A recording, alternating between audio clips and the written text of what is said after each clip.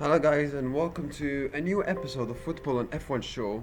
As there's a lot to delve in, by the way, because obviously today is the final day of the transfer window. I'm going to talk about the Premier League games, the La Liga games, etc. I'm going to also talk about Isaac to Liverpool and the Dutch Grand Prix because there's a lot of to delve in for me.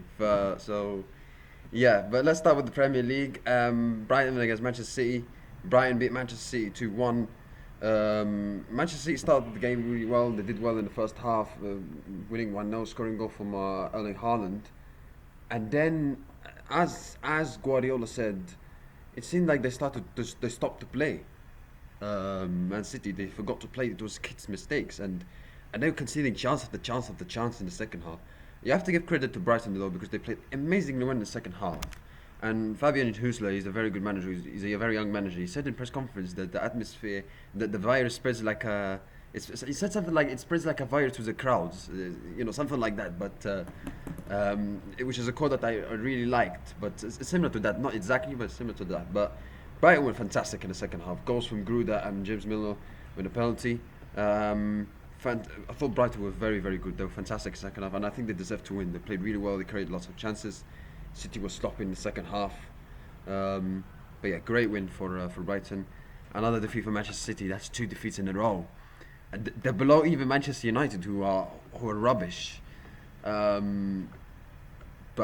yeah, like it's not looking good for City at all. And Rodri said this is the reality. This is their level right now.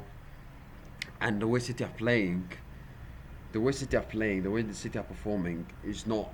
They don't look like a team that is going to win the Premier League. But we've seen before that City start the season really poor and come back strong. So I still think City will win the Premier League, even though Liverpool are making some really, really good business, which I'll talk about them later. But yeah. It's not looking good for City at all. And Ryan Cherk is out for 2 months now, so another blow to City. West Ham, who have had lots of problems around them, around the club, around the atmosphere, and the fans have been angry. They beat Nottingham Forest, who are very good usually at home, 3-0. Great result for West Ham from Graham Potter. Crystal Palace also beat Aston Villa 3-0. Goals from Mateta. By the way, why Mateta was booked for celebrating? Why was he booked? I don't understand. He does this. He does this celebration all the time. Why is he booked? Why was he booked? Absolutely shocking from the referee.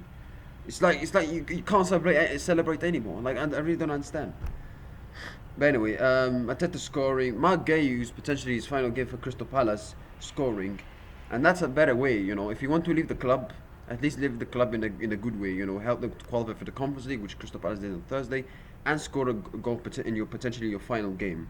Not so like some other players who, they force the move to leave and they make statements in the Instagram story, etc. So, but Mark Gui stayed professional, and I think if he leaves Crystal Palace, I don't think Crystal Palace fans would feel angry because he's given everything to the club, and especially he scored the goal in his final game. He won the Community Shield, he won the FA Cup, and he's helped Crystal Palace to play in European football. So one of the players, one of the key people, alongside obviously McGallister, etc. So yeah, great win for Crystal Palace. 3-0 at Villa Park is not an easy place to come and win, especially. So 3-0, great result. Aston Villa, they've scored 0 goals in 3 games, and they've had difficult run of difficult start to the season. Obviously they have the situation with Emiliano Martinez, who could go to Manchester United. The goalkeeper at Aston Villa that played in this game, I thought he was very, very poor. So yes, it's been a very, very poor start to the season for Aston Villa, but a very good, amazing win for Crystal Palace. Liverpool against Arsenal, the champions against the pretenders. And Liverpool win thanks to an amazing individual brilliance from Dominic Szoboszlai. What a goal, honestly. Take a bow. Amazing goal. But talking about the game in general, and I'll move back and I'll go back to Szoboszlai's goal. It wasn't a special game. It wasn't a great game. And I kind of understand why, because I think both teams didn't want to risk to lose to some extent. And I think both teams wanted to lose, especially early on in the season. They didn't want to, let's say, show their weaknesses, and have this kind of no mercy thing. I think both teams were at times a bit conservative at times. I would say Arsenal were more conservative. Because I felt like Arsenal defensively they were very good. They kept the Liverpool attack quiet, but defensively they were sorry going forward. I felt like they should have done better. And you know that that Liverpool's defense have been shaky. Like, why don't you try to capitalize on that? And I think Arteta missed the opportunity on that. I said it before the game. Defensively, Arsenal could be going to be very strong, but will they in attack, provide the services to Gyökeres? Will they attack? Will they pressure Liverpool's defense? Considering Liverpool's defense has been very, very poor. I felt like Arteta wanted this game thinking like, oh, it's Anfield, so now I have to, be conservative and don't try too much. And I felt like he approached this game in a scare. He was not brave. Arsenal and Arteta were not brave. They were not brave in their approach. I think they should have attacked more, put pressure on Liverpool's defense more, because when Arsenal started to play better was after the goal, after the Dominic Szoboszlai goal. They started to attack and they looked better in attack. But before that, it seemed like they didn't like try too much to attack. They were like, oh, let's take a draw, move on. Like, why don't you go for the win? Why don't you go for the win? Like, I've seen teams even who have less quality than Arsenal play great football and pressure on Liverpool. Bournemouth, Bournemouth played really well against Liverpool. Came back from 2-0 to 2-2, even though at the end they still lost. So why don't Arsenal try to do that? Why Crystal Palace in the Community Shield? Why don't Arsenal put that when you have more quality players than those teams? Why don't you try? Why don't you attack Liverpool? Why don't you put pressure? So I think Arsenal and Arteta missed the opportunity to pressure Liverpool's defense, to try to ask more questions, because they asked questions after the goal, but it's too little, too late. It's too little, too late. Like they should have done it before the goal. And Liverpool, I don't think they played that great, in my opinion. At attack, I don't think the attack, Salah, Wirtz, I don't think they were that great. By the way, Wirtz, he needs to be involved more, because again, he was not that great. But yeah, like Liverpool, but this is how champions do. They don't play well, but they win. And this is what I like about, because in 3 games where they haven't played well, they're still gelling as a team, as a new team, with a couple of new players coming in, and another one coming in, Isaac, and potentially another one, Mark Gui. They're gelling together as a team. They're trying to take some time to find new connections, good communication between the players. They're still taking that time. They're gelling together as a team, because when they gel together, when the connection is right and everything is right, then they're gonna be on fire. And they haven't played well in those 3 games, but they still won all of them. This is how champions do. They still win. They still win, even though they're not in the best shape, in the best condition, or they don't play in the best way. They still find a way to win. This is what I like about champions. And yes, you could say, oh, this is just an individual brilliance, but what I liked about Szoboszlai's goal is that he was making Arsenal fans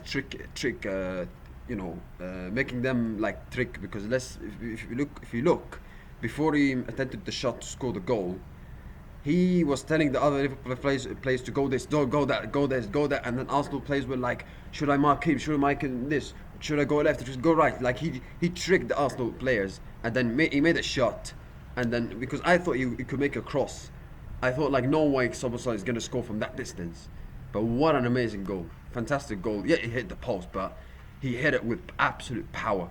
Fantastic goal with a huge distance as well. And I didn't think Szoboszlai had that in him. I know he's a quality player, but I don't think he had that in him. But wow, fantastic. And Szoboszlai he's been an absolute warrior. Fantastic player. He's a hard worker. He's a player that is a very good player. He's a team player. As you can see, he played right back against Newcastle, and he was fantastic. And he played that crucial dummy for the final goal. And in this game, scoring an amazing free kick and the winning goal for Liverpool against Arsenal. So, he's been absolutely fantastic, and you have to give props to that, because obviously he's very, very underrated. I don't think he's appreciated much by people, but a fantastic performance for him. Well done to Dominic Szoboszlai. But Liverpool, I don't think they were that great, but they still find a way to win. This is how champions do. They still find a way to win. even in not in the best they're not in the best circumstances. As for Arsenal, I think the likes of Joker, obviously Eze came in his debut on the bench. I think like the likes of Jokeres didn't have enough service, and they were missing Saka. Let's not also forget Arsenal were missing Saka, who can make the difference, who can attack, who can make the spaces, link up, dribble pass, try something happen. He can try something happen. Arsenal missed that kind of player as well. Not only did they miss Saka, but also they they were not brave enough in attack. They didn't. They were not like. They were a bit like, no. Let's take a draw. We don't want to risk too much in attack because we could concede. Like that's, like Arteta should be a bit more positive because you defensively you were strong against Liverpool's attack. You kept them quiet. So try something going forward. Try. Liverpool's defense has been poor. They've been poor, like in against teams that have less quality than Arsenal. So come on, you should try. But Arteta, he was not brave enough. He was not brave enough in his approach. Yeah, and like I said, like again, Gyökeres was not giving enough service. He was not giving enough service. When Arteta will understand that you buy a striker to score goals, to win league titles, and to deliver in these kind of big matches, you have to give him the service, and they don't do that. They don't do that. Saliba was injured again, like another unfortunate moment for Arsenal. Another player that is injured. It's a bit like deja vu last season for Arsenal. But again, Arsenal, you have to try to adapt, and Arsenal, they adapted quite well defensively, but going forward, I think Arteta he missed the opportunity to go for it, because if Arsenal went for it in attack, I think they would have a great chance of winning, because I don't think Liverpool were that great. In this game. So yeah, but listen, it's a long season, it's a long way to go, it's a marathon, it's not a sprint. 35 games to go, still long way to go. But Liverpool, they're still with the only team with 100% record, and obviously they're the Premier League champions. 3 games, 3 wins, beat Arsenal, and City lost 2 games as well. Chelsea looking good. They've had some good results. They're not great against Fulham, but they look good against, amazingly good against West Ham. They've had good results, and they're about up there. But let's see if they can continue for the most of the season. And yeah, La Liga, Real Vallecano against Barcelona. Let's move on to the other league. Real Vallecano against Barcelona ended in 1-1 draw. I have to say, Barcelona should have lost this game. Barcelona, okay, they look okay in the first half. They were winning 1-0. By the way, how was that a penalty? That was never a penalty. That was never a penalty. Like, I'm sorry, but there was not enough to say that, the Real Vallecano player like clattered into Yamal or he made a dangerous challenge. That was never a penalty, in my opinion. And the VAR and the referee, they lost communication. That's why it led to the referee giving the penalty. Like, seriously? The La Liga, one of the best leagues in the world, and you have loss of communication between the VAR and the referee? No el comunicado? Really? Like, it's embarrassing. And Javier Tebas, this guy, like, he doesn't care. I think months ago he was asked about technology, and he said, no, we don't need it. No. Like, the guy's so stubborn. When you see these kind of stupid decisions going against teams like Real Vallecano, like, what are you doing? Like, you could cost people's jobs. It could cost people's dreams.